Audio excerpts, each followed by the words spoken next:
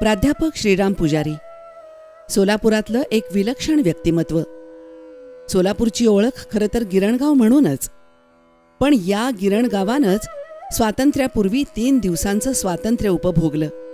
हीच स्वतंत्र वृत्ती घेऊन 25 जुलै 1925 रोजी अक्कलकोट तालुक्यातल्या पानमंगरूळ या छोट्याशा गावात श्री शंकर आणि सौ गोदावरी यांच्या पोटी श्रीराम जन्माला आले. 5 बहिणी, आई वडील असं मोठं कुटुंब. प्राथमिक शिक्षण गावात झालं आणि माध्यमिक शिक्षणासाठी ते सोलापुरात आले. पण वडिलांनी पुण्याला ठेवलं. वडील भिक्षुकी करणारे, त्यामुळं उत्पन्न बेताचंच. मग शिक्षणासाठी यांना काय काय करावं लागलं असेल. वारावर जेवणं म्हणजे अनेकांना आता माहिती सुद्धा नसेल, पण त्या काळी अनेक घरात अशी वारावर जेवणारी मुलं होती. त्यातच एक श्रीराम पुजारी. म्हणजे इतक्या वैयक्तिक गोष्टी सरांनी मला सांगितल्या. आणि पुण्यात आले ते त्यावेळेला त्यांचे वारावरती जेवायला लागायचं आणि 2 मोठे न्यायाधीश आणि बाकीचे असे साधारण 6-7 ठिकाणी त्यांचे वार. एका ठिकाणी त्यांना आदल्या दिवशीचं जेवण वाढायचं आणि जेव्हा या न्यायाधीशांच्या लक्षात आलं ते खरे न्यायाधीश होते, त्यांनी घरातल्या लोकांना सांगितलं रामचं पान माझ्या बरोबर वाढायचं. आणि तेव्हापासून मला त्या घरातलं ताजं अन्न मिळायला लागलं. अभ्यास करण्यासाठी संध्याकाळी आणि रात्रीच वेळ मिळायचा, पण रात्री वीज कुठे मिळणार. तर चक्क अंत्ययात्रेचं सामान विकणाऱ्या दुकानात त्यांनी नोकरी धरली. आणि त्याचं कारण, हे दुकान रात्रभर उघडं ठेवावं लागायचं, त्यामुळे तिथे कंदील असायचा, अभ्यासाला जागा मिळायची आणि वर पगार सुद्धा. की रामभाऊ रात्रीचा अभ्यास करण्यासाठी दिवा मिळतो म्हणून अंत्यविधीसाठी सामान विकणाऱ्या एका दुकानामध्ये नोकरीसाठी गेला. तिथे त्याची डॉक्टर हेडगेवारांशी संबंध आला आणि त्या काळामध्ये डॉक्टर हेडगेवारांनी त्याला विचारलं तुझं नाव काय. तेव्हा त्यांनी रामचंद्र शंकर पुजारी एक नाव सांगितलं. तेव्हा डॉक्टर म्हणाले एवढं मोठं नाव काय, श्रीराम पुजारी असं ठेव. तेव्हा रामभाऊचा राम पुजारीचा श्रीराम पुजारी हा पुन्हा हस्ते झालाय. तर राष्ट्रीय संघाचे आद्य संघटनानं डॉक्टर केशव बळीराम हेडगेवार यांच्या नाव देण्यावरून तो श्रीराम पुजारी झालेला आहे. ही गोष्ट सर्वांना अचंबित करणारी आहे. आणि इतक्या मोठ्या माणसाच्या हातून आपलं नामकरण होण्याचं जे भाग्य रामभाऊला मिळाले, असं भाग्य कोणाच्याही वाट्याला जर आलं तर त्या माणसाला स्वर्ग 2 बोटं बोललेलं आहे असंच वाटेल. कवी गिरीश, माधव जुलियन अशा अनेक मोठ्या व्यक्तींचा निकट सहवास त्यांना मिळाला. एक शिल्प घडायची सुरुवात होत होती. पण त्याच्यातल्या त्याच्या विपन्नावस्थेमुळे तो पहिल्यांदा एकदा गिरीश शंके कानिटकर, वसंत कानिटकर यांचे वडील यांच्याकडे लेखनिक म्हणून झाला. तिथे त्याचा साहित्यिक लोकांशी संबंध आला. गिरीशांचे मित्र माधव जुलियन हे होते. माधव जुलियन एकदा आजारी पडले.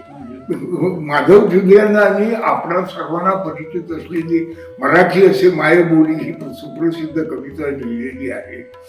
तर माधव जुलियन हे यांची तब्येत बरी नसल्यामुळे गिरीशांच्या सांगण्यावरून रामभाऊ त्यांच्याकडे सेवेसाठी गेला आणि तिथे रामभाऊने माधव जुलियनांचे सुद्धा पाय ठेपलेले आहेत.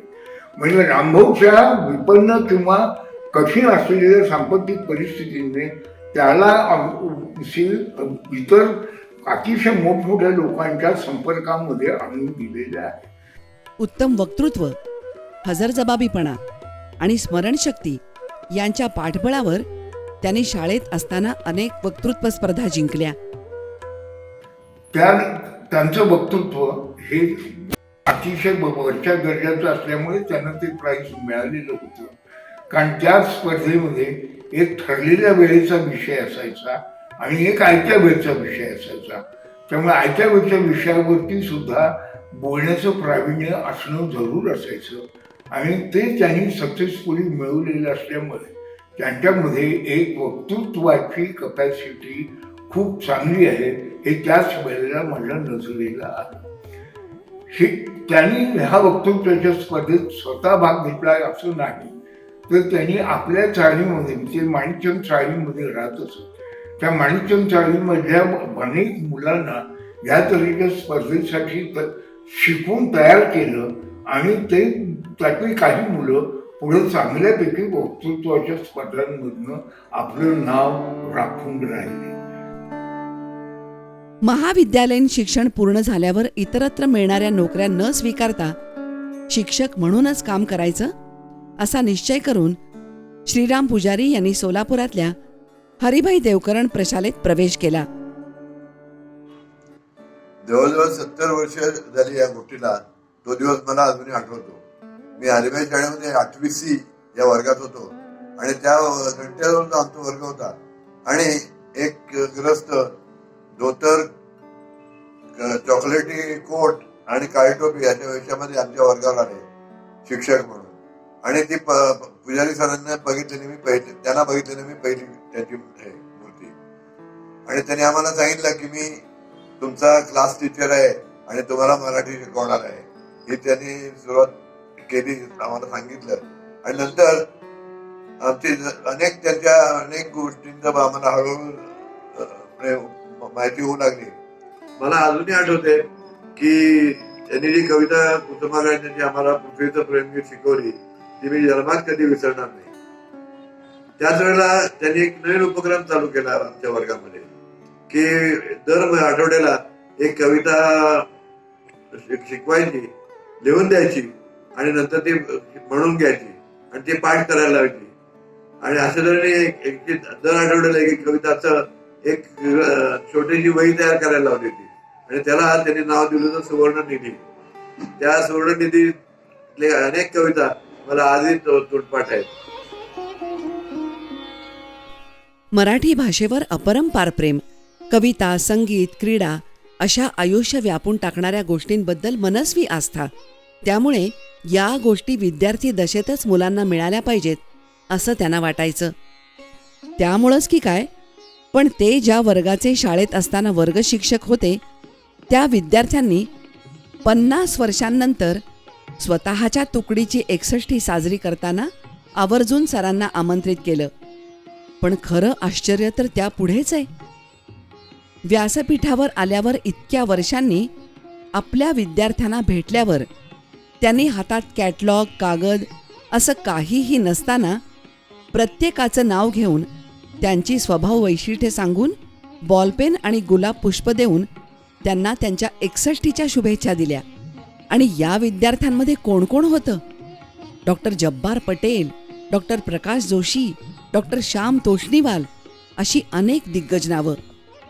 प्राध्यापक शिक्षक म्हणून काम करताना त्यांनी स्नेहसंमेलनाची जबाबदारीही स्वीकारली आणि लेखन, दिग्दर्शन यातही स्वतःचा ठसा उमटवला. महाराष्ट्राच्या मुख्यमंत्रीपदापासून देशाच्या गृहमंत्रीपदापर्यंतची अनेक पदं भूषविणारे ज्येष्ठ नेते सुशीलकुमार शिंदे हेही सरांचेच विद्यार्थी. सरांकडून अभिनयाचे धडे गिरवताना वक्तृत्व आणि नेतृत्व गुण देखील त्यांनी घेतले. समाजातल्या अनिष्ट गोष्टी, रूढी, परंपरा यांचा त्यांना तिटकाराच होता. शिक्षण हेच वैयक्तिक आणि सामाजिक प्रगतीला दिशा देतं यावर सरांचा ठाम विश्वास होता. त्यामुळंच की काय, पण त्यांच्या 50शीला झालेल्या संगीत महोत्सवानंतर जमा झालेल्या देणगीतून खर्च वजा करून उरलेल्या रकमेतून श्रीराम पुजारी प्रतिष्ठानची स्थापना झाली. अध्यक्षपदी सरांचे घनिष्ठ मित्र पंडित कुमार गंधर्व आणि ट्रस्टमधले संचालक म्हणजे सरांचे विद्यार्थी. या ट्रस्टमधून सरांनी अनेक मुलामुलींच्या शिक्षणाला मदत केली, पण त्याचा कुठे चुकूनही उच्चार केला नाही. या मुलांच्या शैक्षणिक प्रगतीवर मात्र त्यांचं बारकाईनं लक्ष असे. ख्यातनाम कन्नड साहित्यिक द.रा. बेंद्रे हे सरांचे गुरु. त्यामुळे त्यांच्या आशीर्वादाने हे प्रतिष्ठान सिद्ध झालं. संगीत हे श्रीराम पुजारी यांचं दुसरं प्रेम.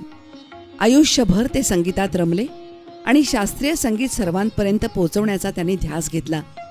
अगदी तरुण वयातच त्यांनी सोलापुरात एका म्युझिक सर्कलची स्थापना 2 मित्रांसह केली आणि उस्ताद आमिर खान साहेबांच्या गाण्यानं या सर्कलचं उद्घाटन केलं. पंडित भीमसेन जोशी, पंडित कुमार गंधर्व, पंडित जसराज, वसंतराव देशपांडे अशा अनेक मान्यवर गायकांशी त्यांचे मैत्रीपूर्ण संबंध होते. सोलापूरला बेगम अख्तर साहेबांचं गाणं झालं. त्या समारंभाला अर्थातच रामभाऊ पुजारी हे हजर होते. त्याच्यानंतर दुसऱ्या दिवशी त्यांचा कार्यक्रम हैदराबादला होता. रामभाऊला अर्थातच कल्पना होती की दुसऱ्या दिवशी हैदराबादला बेगम अख्तर साहेबांचं गाणं आहे. त्यामुळे नॅचरली सोलापूरचा कार्यक्रम झाल्यानंतर रामभाऊने आपली एक पूर्वीची जुनाट स्कूटर काढली आणि तो हैदराबादला मोटर स्कूटरवरनं निघाला. पण वाटेमध्ये असं झालेलं होतं की बेगम अख्तर साहेबांच्या गाडीचा पाठा तुटला आणि ती गाडी नादुरुस्त झाली. रामभाऊ पाठून मागून येत होते. त्यांची आणि बेगम अख्तर साहेबांची तिथल्या तिथे पुन्हा एकदा गाठभेट झाली आणि बेगम अख्तर साहेबांना त्यावेळेला दुसरं काही वेळ जात नसल्यामुळे त्यांनी गाण्याचा रियाज सुरू केला. हा प्रकार 3 तास चालला. म्हणजे खऱ्या अर्थाने झालं काय तर 3 तास बेगम अख्तर साहेबांना फक्त रामभाऊ पुजारी या एका श्रोत्यासाठी गाण्याचा प्रसंग निर्माण झाला आणि ह्या तऱ्हेचं भाग्य जे रामभाऊच्या पाठीला आलं.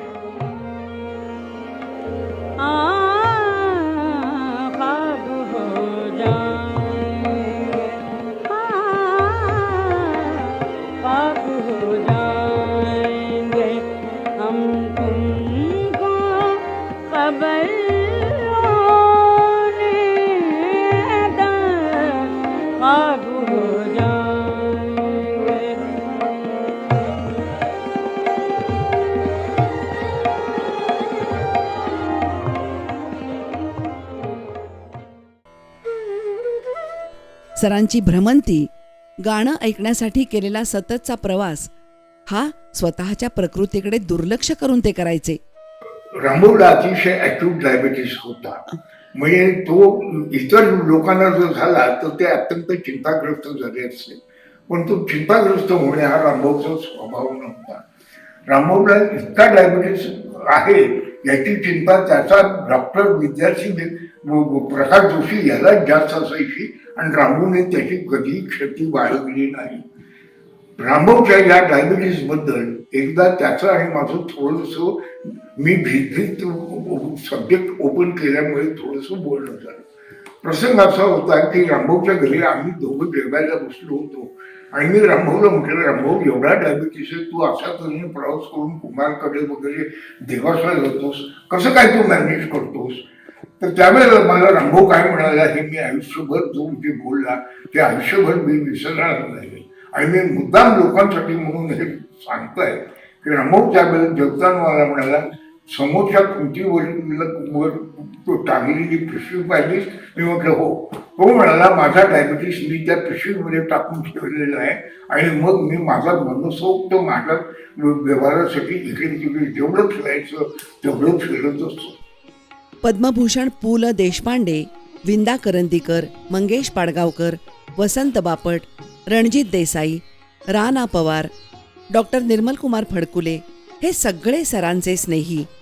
सगळ्या मोठमोठ्या व्यक्तींना एकेरी नावानं संबोधणारे श्रीराम पुजारी थापा मारतात की काय असं वाटणारे अनेक लोक होते. पण खरंच त्यांचं मैत्र कसं होतं याचा एक किस्सा श्रीयुत नाटेकर यांनी सांगितला. मला सुरुवातीला ते मी म्हणायचे की भीमण्णा आमचा बालपणचा मित्र आहे, वसंतराव आमचे अमुक आहेत, PL अमुक आहेत, तमुक आहे. मला वाटायचं की खूप बोलतात वगैरे वगैरे. तर पहिल्यांदा लग्न झाल्यानंतर मी जेव्हा सोलापूरला गेलो त्यावेळेला ते म्हणाले की श्रीनिवास तुम्हाला क्लासिकल म्युझिक आवडतं का? म्हटलं आवडतं. कोणाला ऐकायची तुम्हाला इच्छा आहे? मला त्यावेळेला ते Jasraj was up and coming. तर पंडित जसराज, मी जसराज पंडित नव्हते त्यावेळेला, जसराज होतं.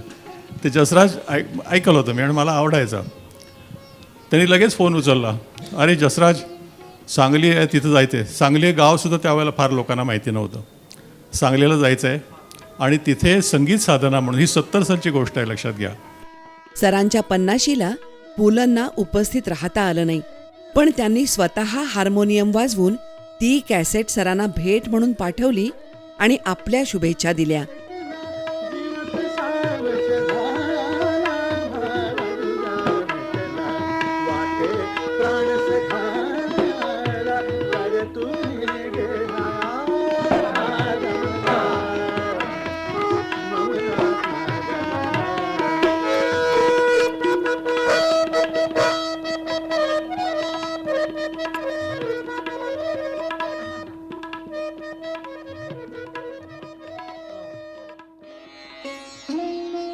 या सगळ्या गोष्टी करत असतानाच सोलापुरातल्या 173 वर्ष जुन्या हिराचंद नेमचंद वाचनालयाचं अध्यक्षपद सलग 25 वर्ष त्यांनी भूषवलं. वाचनालयात प्रकाशित होणारी सगळी दर्जेदार पुस्तकं असावीत हा त्यांचा आग्रह होता. वाचनालयाची जुनी इमारत पाडून त्या जागी एक देखणं कला संकुल त्यांनी उभं केलं. या संकुलात संगीत विभाग, मोफत अभ्यासिका, वृत्तपत्र विभाग, ॲम्फी थिएटर आणि वातानुकूलित सभागृह यांचा समावेश आहे. या वाचनालयाला अनेक दिग्गजांचे पाय लागले. सोलापुरातल्या जनतेला सगळं ऐकायला पाहायला मिळालं पाहिजे असं त्यांना वाटायचं.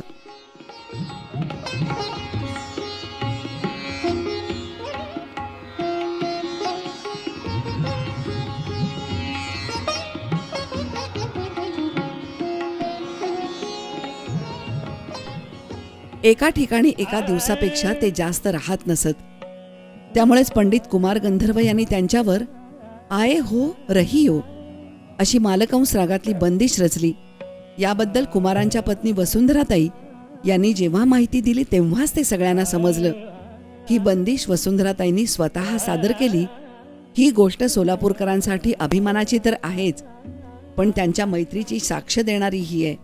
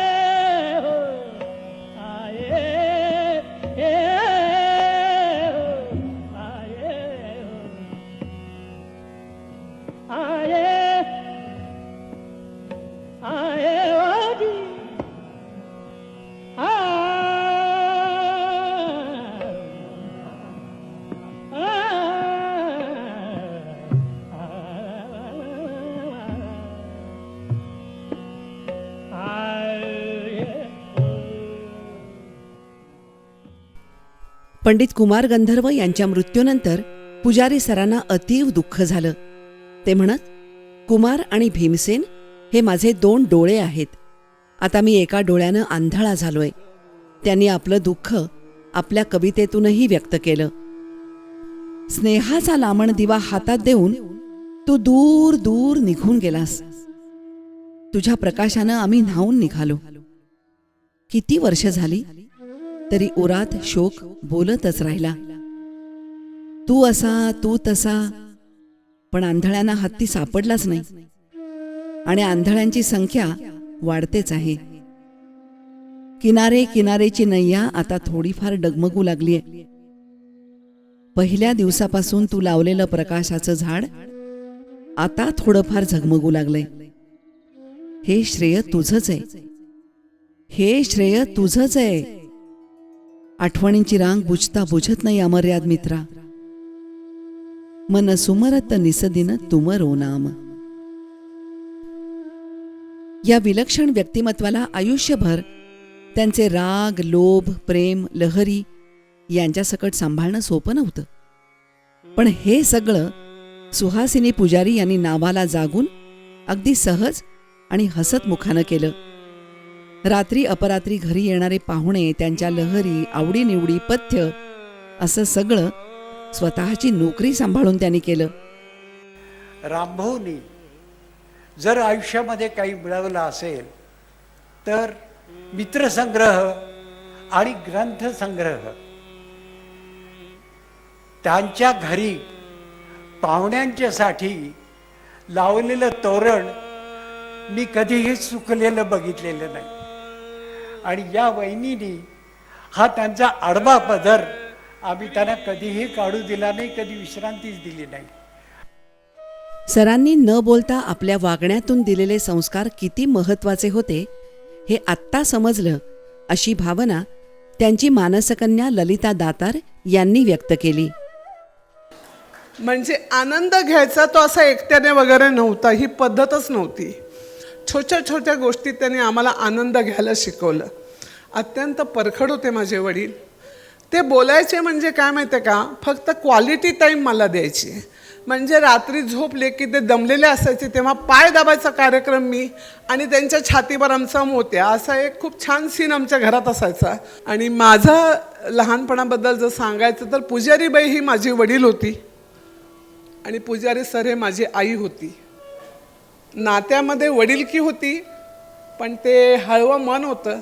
मला पुजारीबाई शिक्षा केली, पुजारीबाईंनी कुठल्या कुठल्या विविध गोष्टीमध्ये, तर पुजारी सरांना अतिशय रडू यायचं, त्रास व्हायचा आणि दुःखी असायचे. पुजारी सरांबद्दल थोड्या वेळात बोलायचं तर ते शक्य नाही. प्राध्यापक, साहित्यावर मनस्वी प्रेम असणारा उत्तम कानसेन, हजरजबाबी, विविध क्षेत्रातील नामवंतांशी मैत्रीचं नातं, शिक्षणाबद्दल प्रेम, तळमळ, विद्यार्थ्यांवर प्रचंड प्रेम, उत्कृष्ट वक्ता, स्पष्ट वक्ता, प्रभावी नेता, किती गुण सांगायचे. याशिवाय समाजातला ढोंगीपणा आणि बाजारूपणाबद्दलही विलक्षण चीड. मला जो राम भेटला तो काही या पलीकडे फार होता असं मी नाही मानणार. तोच राम हा खरा होता. कोणासमोर दिखाऊ नव्हता, नाटकी नव्हता, खोटा नव्हता, स्वार्थासाठी काही गोष्टी करू बघणारा नव्हता. तो खराच होता आणि तो सगळ्यांना तसाच दिसणार, सगळ्यांना त्याचे तेच अनुभव देणार. मलाही जो राम मिळाला तो तोच राम मिळाला. किती वैशिष्ट्य सांगावीत या एका माणसाची, जणू एक कॅलिडोस्कोपच, एक सुंदर नक्षी, आणि फिरवत राहू तशी बदलणारी पण पुन्हा पुन्हा वेगळ्या कोनातून अधिकच सुंदर दिसणारी नक्षी. असेच पुजारी सर. सोलापूरचे सांस्कृतिक राजदूत म्हणून श्रीराम पुजारी यांचं नाव कायम स्मरणात राहील. पुजारी सरांच्या मृत्यूनंतर ख्यातनाम कवी मंगेश पाडगावकर यांनी केलेली कविता त्यांच्या सगळ्या वैशिष्ट्यांवर प्रकाश टाकते. त्याच्या नावात देव आणि पुजारी दोन्ही होते. त्याच्या नावात देव आणि पुजारी दोन्ही होते आणि हृदयात मैत्रीचं अभंग देऊळ होतं. जिथे जिथे गेला तिथे दुसऱ्यांसाठी जगला. स्वतःसाठी जगायचं अनेकदा विसरूनच गेला. संगीतावर वेड्यासारखं प्रेम केलं त्यानं. संगीतावर वेड्यासारखं प्रेम केलं त्यानं. सूर हे त्याचे 7 प्राण होते जागे. सूर जीवाला भिडले की देहभान विसरायचा.